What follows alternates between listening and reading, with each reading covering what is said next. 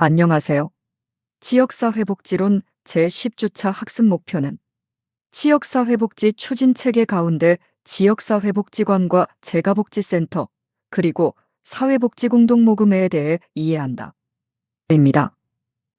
네, 안녕하십니까, 여러분. 오늘은 사회복지 현장에서 가장 많이 접하게 되는 지역사회복지 추진 체계로서 지역사회복지관에 대해 살펴보겠습니다.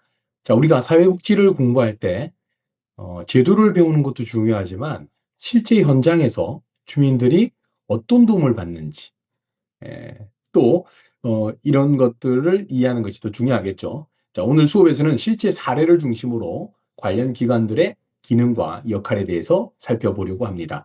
자, 예를 들어서 혼자 사시는 어르신이 갑자기 아프게 되셨습니다. 자, 누가 도시락을 가져다 드려야 될까요?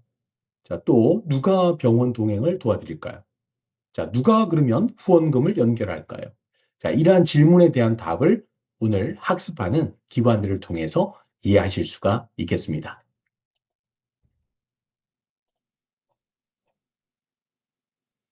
자, 복지관은 단순한 건물 개념은 아니죠. 자, 지역사회의 일종의 종합병원과 같은 곳의 역할을 한다라고 보시면 되겠습니다. 자, 몸이 아프면 병원에 가듯이 삶에 복합적인 문제가 생겼을 때 찾는 곳이라고 할 수가 있겠죠. 자, 가령 혼자 사시는 어르신이 식사도 못하고 거동도 불편하고 또 외로움을 느낄 때 이 모든 곳을 한 곳에서 해결해 드릴 수 있는 곳이죠. 자, 사회복지관은 이 지역 주민의 생활 문제를 함께 해결하는 복지의 거점이라고 할 수 있다라고 생각하시면 되겠습니다. 자, 병원은 치료만 하고 학교는 교육만 담당을 한다면 오늘 수업 때 다루는 이 사회복지관은 주민의 삶 전체를 돌보는 곳이죠. 자, 가령 초등학생이 학교에서 학교 폭력을 경험했다고 가정을 해본다면, 자, 이 경우 사회복지관에서는 아동에 대한 상담은 물론 부모 상담이라든지 아동에 대한 심리 치료를 연계한다든지 더 나아가서 방과 후 프로그램을 제공한다든지 혹은 경제적 지원 연결 등을 함께 진행할 수 있다는 거죠. 자, 다시 말해서 개인 문제를 가족과 지역 차원에서 함께 접근하는 것이 특징이라고 할 수가 있겠죠. 자, 사회복지관은 지역사회 내에서 일정한 시설과 전문 인력을 갖추고 지역사회의 인적, 물적 자원을 동원하여 지역사회 문제를 해결하고 주민의 복지 욕구를 충족시키기 위한 종합적인 복지 사업을 수행하는 시설이라고 정의할 수가 있겠습니다.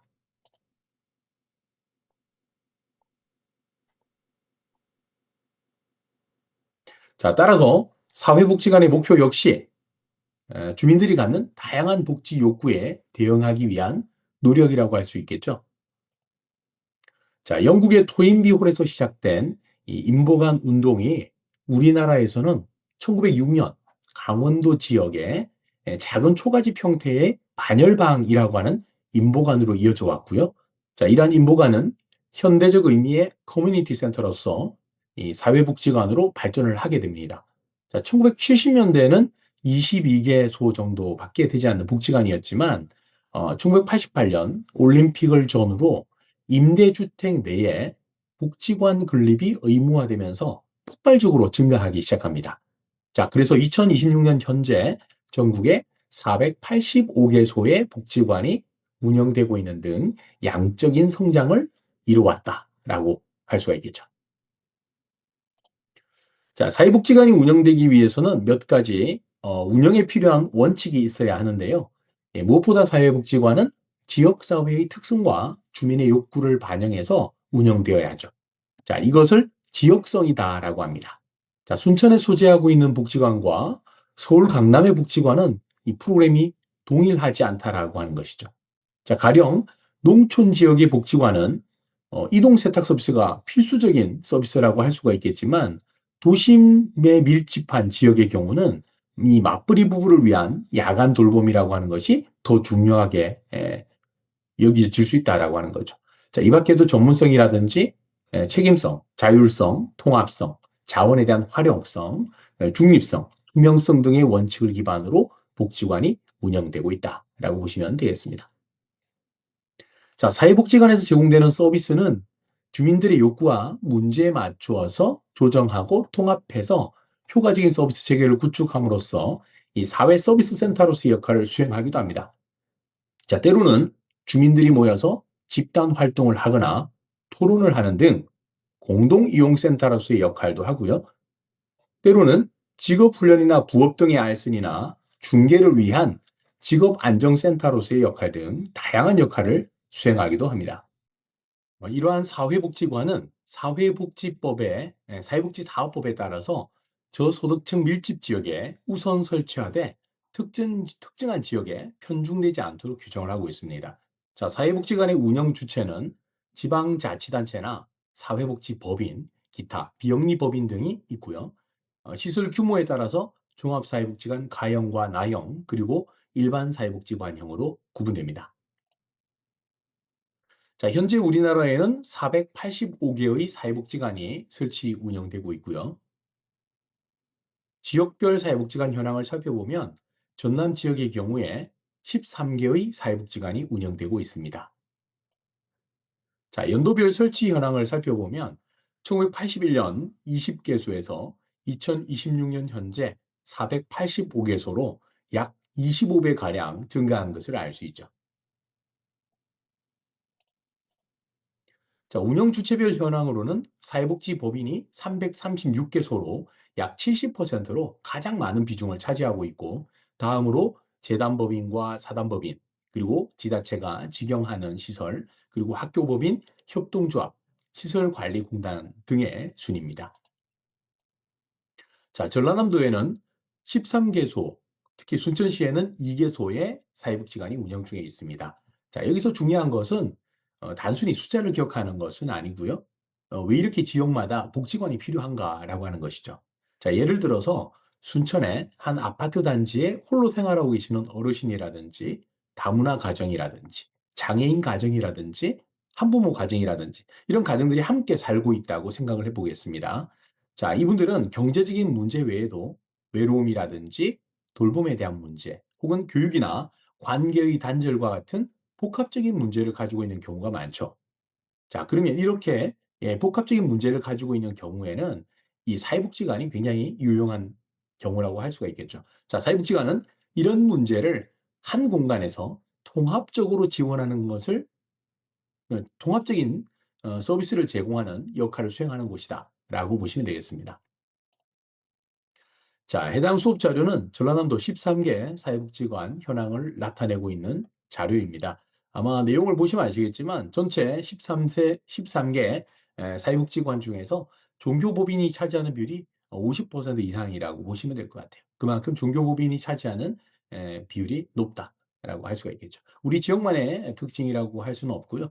전반적인 내용들이 아마 종교법인의 확장 추세가 나타나고 있다라고 이해하시면 될 것 같습니다. 자, 사회복지관 사업은 초기에는 분야별로 사업이 나뉘어져 있었고요. 이후에 5대 핵심 사업을 중심으로 운영을 해오다 현재는 3가지 기능 중심으로 운영이 되고 있습니다.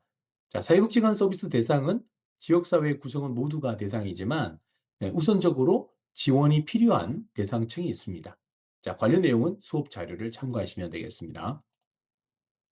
자, 앞서 말씀드린 바와 같이 사회복지관 사업은 기능에 따라서 사례 관리 기능, 서비스 제공 기능, 지역 조직화 기능으로 분류되는데요.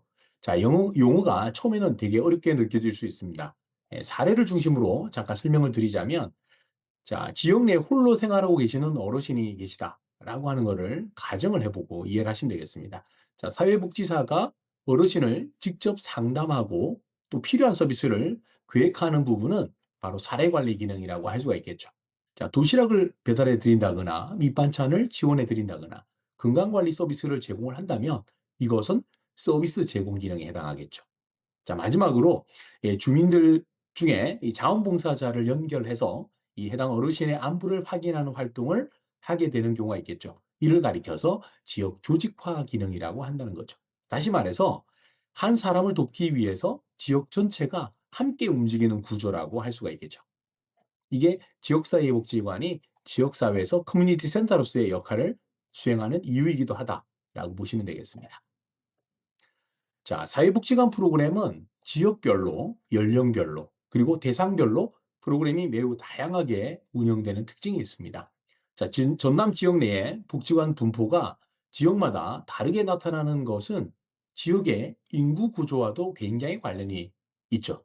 자, 특히 우리나라의 전반적인 인구 구조는 어, 초고령 사회, 후기고령 사회라고 해서 전체 인구 중에서 노인 인구가 차지하는 비율이 20%를 이제 넘어서게 되는데, 이 전라남도의 경우는 이미 40%를 넘어서는 지역들까지 나올 정도로 인구 고령화가 굉장히 심화되고 있는 지역이다라고 보시면 되겠고요. 자, 그럼 농촌 지역의 경우에는 고령 인구 비율이 높기 때문에 노인복지 서비스 수요가 많겠죠.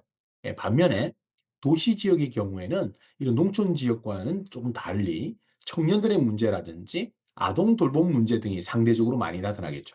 자, 그래서 지역 특성에 맞는 복지 사업이 그만큼 중요하다라고 하는 거죠. 자, 그러면 연령별, 대상별로도 한번 살펴보겠습니다. 자, 아동을 대상으로 하는 방과후 교실이라든지 공부반 프로그램이 있을 수도 있겠고요. 자, 청소년을 대상으로 하는 진로 멘토링 프로그램이라든지 이 어르신을 위한 치매 예방 프로그램, 그리고 이 장애인 당사자를 위한 사회 적응 훈련 프로그램도 운영이 될 수 있죠. 자, 이 밖에도 자녀를 둔 부모님을 대상으로 부모 교육도 운영하게 되고요. 예, 중요한 것은 이 단순한 프로그램 운영이 아니라 주민들 간의 관계망을 만들어 나간다라고 하는 것이 굉장히 중요한 특징이다라고 보시면 될 것 같습니다. 특히 이 어르신들은 프로그램 참여 자체가 우울감을 감소시키거나 사회적 관계 회복에 큰 도움이 되기도 하죠. 자, 사회복지관은 지역사회 특성을 반영해서 이 프로그램이 계획되고 운영되는 특성을 지니고 있다라고 말씀드릴 수가 있겠습니다.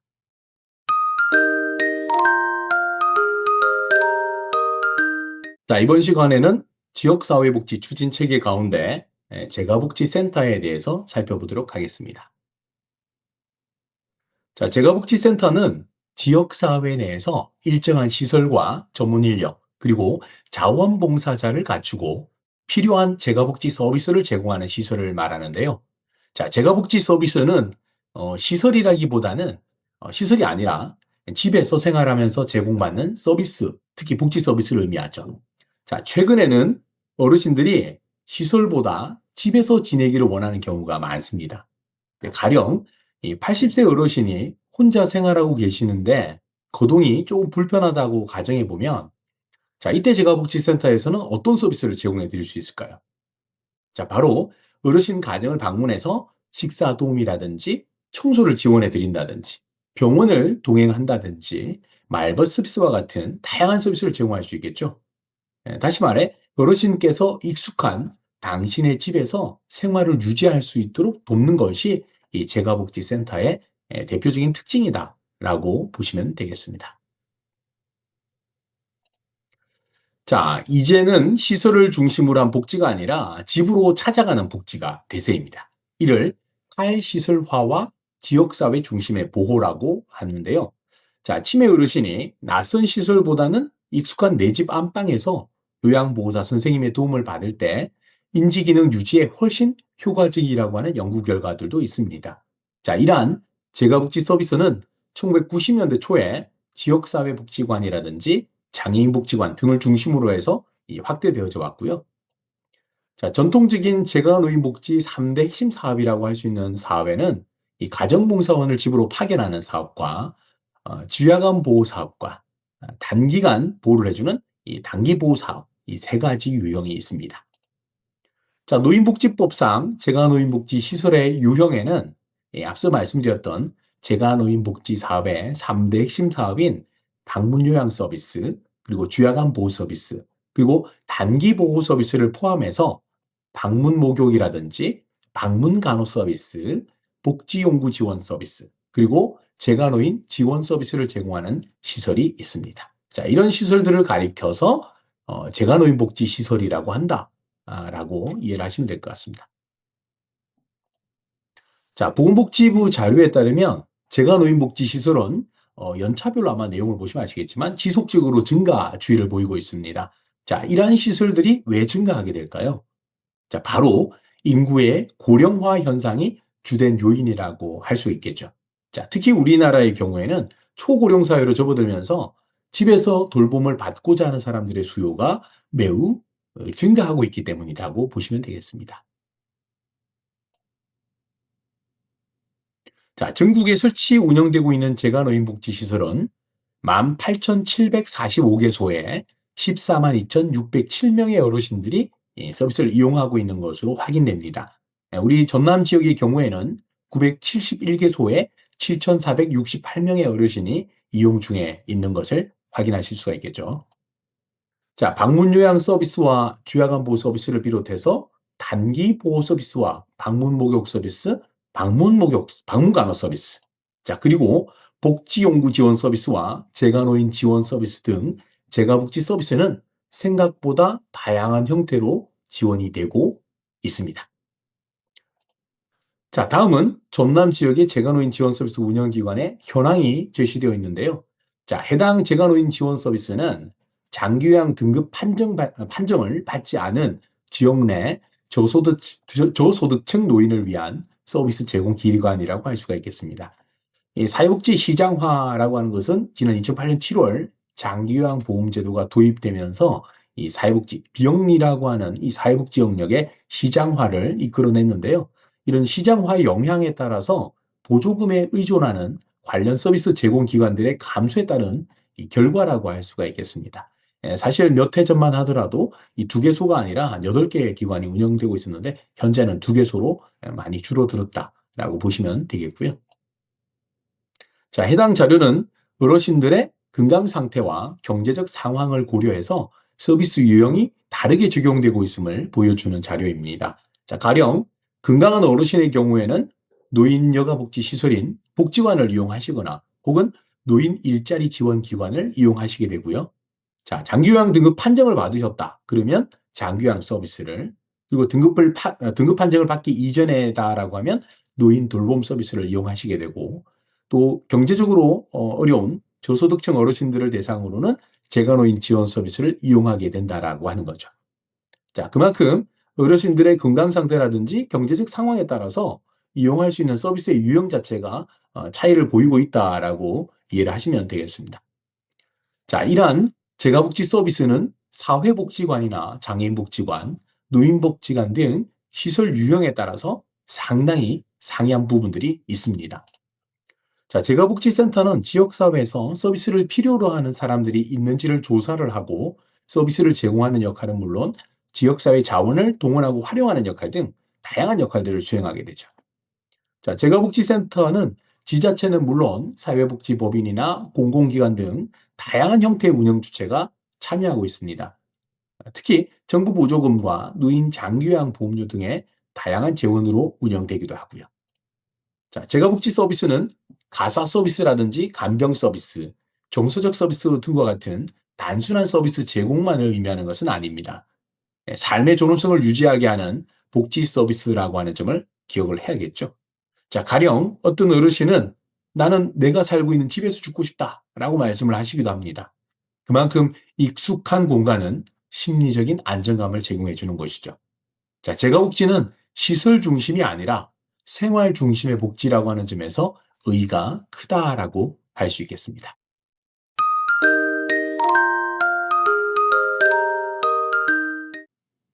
자, 마지막 지역사회복지 추진 체계로 사회복지 공동모금회에 대해서 살펴보도록 하겠습니다. 자, 우리 연말 연시가 되면 어떤가요? 길거리에서 빨간 열매 모양의 사랑의 열매 로고나 배지를 본 적이 있으시겠는데요. 자, 그 기관이 바로 사회복지 공동모금회입니다. 자, 쉽게 말하면 사람들의 자발적인 후원금을 모아서 필요한 곳에 배분을 하는 전문 기관이라고 할 수가 있겠죠. 자, 사회복지 공동모금회는 사회복지 공동모금회법에 의해 설립된 기관입니다. 사회복지 사업이라든지 그 밖에 사회복지 활동 지원에 필요한 재원을 조성하기 위해서 기부금품을 모집하는 기관이고요. 이 사랑의 열매를 모르는 분은 없으시죠?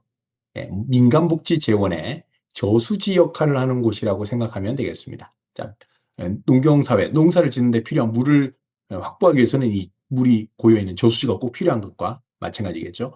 자, 이러한 공동모금이 필요한 이유는 다양한 민간 사회복지 기관이나 시설 등에서 이루어지고 있는 이 산발적인 모금 활동을 좀 최소화하고 제도적인 틀 안에서 민간 자원을 함께 동원하고 배분하는 방식이 필요했던 것이죠.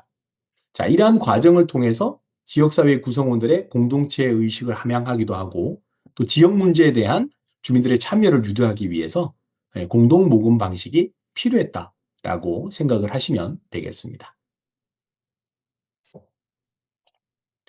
자, 그럼 우리나라 공동 모금의 발전 과정을 살펴보면 한국 전쟁 이후에 자선 기금 마련을 위한 모금 활동에서부터 1970년대 외원 기관을 중심으로 한 100만인 급기 운동을 거쳐서 1980년대에는 정부가 주도한 연말 불우이웃돕기 모금에 이르기까지 여러 우여곡절의 과정을 거치게 되죠.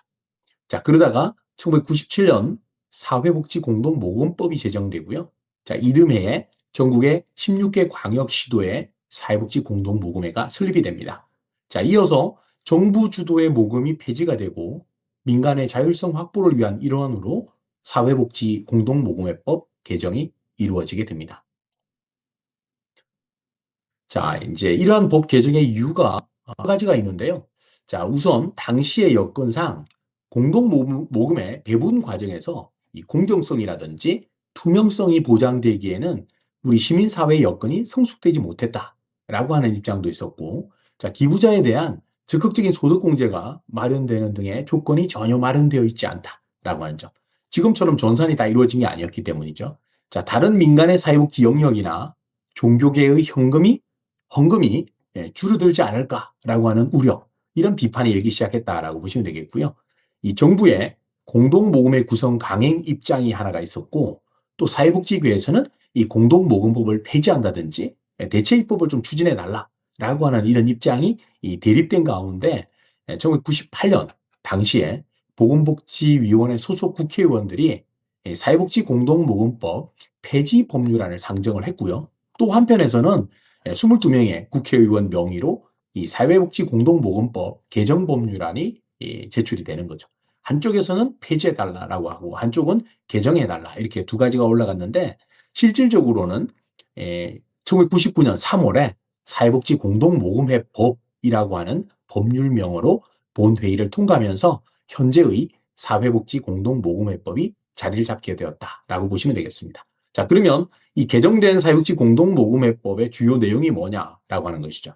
자, 법의 적용 범위를 그냥 단순히 사회복지 사업에만 국한시킨 것이 아니라 기타 사회복지 활동까지 확대를 했다라고 하는 부분이고요. 자, 사회복지 공동모금회를 사회복지법인으로 설립을 하되 지역 단위의 사회복지 사업을 관장하기 위해서 특별시나 광역시도에 사회복지 공동모금회 지회를 두도록 한 것, 그리고 모금 활동을 위해서 모집된 기부금품 중에서 모집에 필요한 경비라든지 관리 운영비로 사용할 수 있는 범위를 10% 내에서 사용할 수 있도록 규정한 점 등이 주요 내용이라고 할 수가 있겠습니다.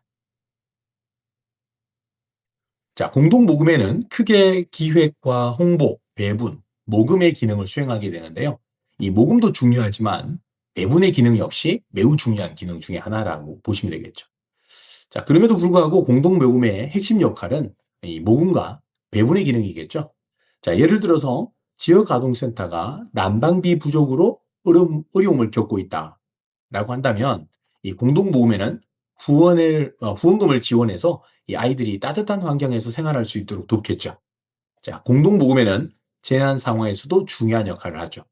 가령 산불이라든지 집중호우가 발생을 하게 되면 긴급 생계비라든지 의류나 주거 지원 등이 신속하게 이루어지게 되는데, 이는 공동모금회가 지역사회의 안전망 역할을 수행한다라고 하는 것을 보여주는 예라고 할 수가 있겠습니다.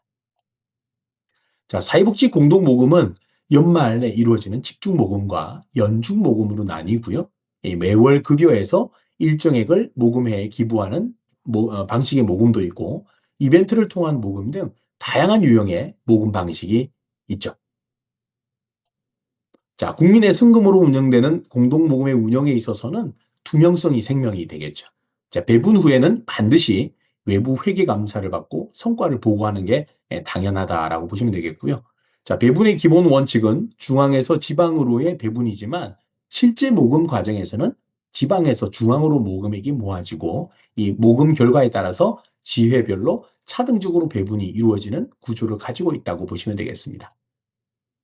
자, 배분 유형에는 거주시설 배분의 형태도 있습니다만 최근에 이 배분 비율이 감소하고 있는 추세에 있다라고 보시면 되겠고요. 자, 공동모금에는 모금된 금액 중에 일부를 프로그램 배분에 할당하게 되는데요. 자, 지역사회복지기관이나 시설, 단체의 신청을 받는 이 제한기획사업이라든지 모금회가 주제를 정하는 기획사업 등 다양한 형태가 있습니다. 자, 가령 우리 복지관에서 청소년들의 우울증 예방과 관련된 연극을 진행을 하고 싶다라고 한다면 공동모금회에 사업계획서를 제출해서 심사를 받고 예산을 지원받는 방식이라고 할 수가 있겠죠. 자, 자세한 사항은 아래 명시된 사회복지 공동모금회 홈페이지를 참고하시면 도움이 되겠습니다. 자, 프로그램 제안서 작성과 관련된 프레임은 아마 여러분들이 추후에 수강을 하게 되시는 프로그램 개발과 평가라든지 사회복지 행정론, 교과목 등을 통해서 좀 더 자세하게 학습할 수 있는 기회가 마련되어 있으니까요. 그때 좀 더 세부적으로 살펴보도록 하겠습니다. 자, 공동모금이 활성화되기 위해서는 이 모금 활성화를 위한 기획과 홍보 전략은 물론 철저한 준비와 전략이 필요하겠죠. 자, 이 밖에도 모금 전문가와 모금 자원봉사자들을 육성하고 또 모금의 직원 선생님들의 전문성 제고는 물론 지역과 연계한 모금 활동이 지속적으로 이루어질 필요가 있겠죠.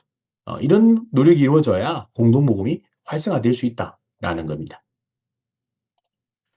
자, 지역사회를 통해 다루는 이슈나 문제는 특정한 기관만으로는 해결되지 않는다라는 거죠. 자, 예를 들어서 어느 한 위기 가정을 지원한다고 가정한다면 사회복지관에서는 사례 관리를 제공할 수가 있겠고 재가복지센터에서는 돌봄 서비스를 제공할 수 있고 또 공동모금에서는 후원금을 지원하고 또 읍면동 행정복지센터는 공적 급여를 연결하는 역할을 수행할 수가 있겠죠.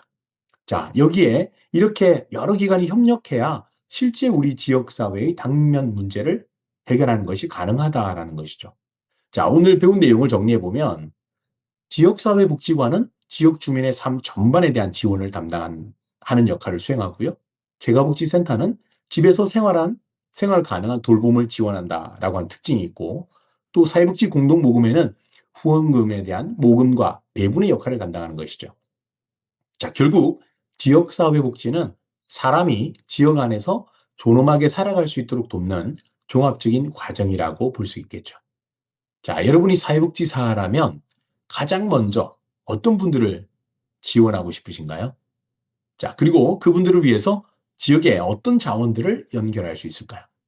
자, 해당 질문들을 생각해 보면서 오늘 수업 마무리하도록 하겠습니다. 다음 시간에 또 뵙겠습니다. 지역사회복지론 제10주차 수업 내용과 관련한 퀴즈입니다. 다음에서 설명하고 있는 내용이 옳으면 O, 그렇지 않으면 X를 선택하십시오. 보기 드립니다. 지역사회복지관은 서비스 욕구를 가진 모든 지역 주민이 이용할 수 있다. 다만 국민기초생활보장 수급자 또는 차상위 계층 등 저소득층 주민이나 장애인, 노인 등 취약계층의 주민 등 사회적 배려가 필요한 사람들에게 우선적인 서비스를 제공한다. 해당 내용이 옳으면 O, 그렇지 않으면 X를 선택하십시오. 퀴즈의 정답은 O입니다. 지역사회복지관의 서비스 대상은 보기에서 설명하고 있는 우선사업 대상에게 서비스를 우선 제공하지만 서비스 욕구를 가진 모든 지역 주민을 대상으로 합니다. 정답은 O입니다.